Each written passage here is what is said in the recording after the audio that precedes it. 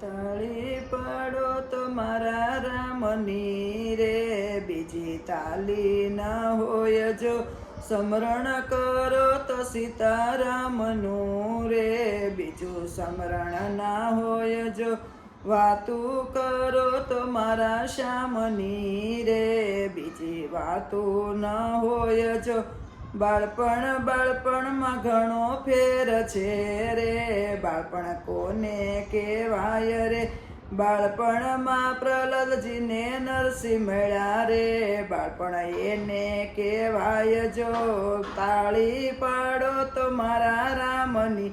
રે, બીજી તાળી ન હોય જો યુવાનીમાં ફેર છે રે, યુવાની કોને કહેવાય જો યુવાનીમાં મીરાબાઈને શ્યામ મળ્યા રે, યુવાની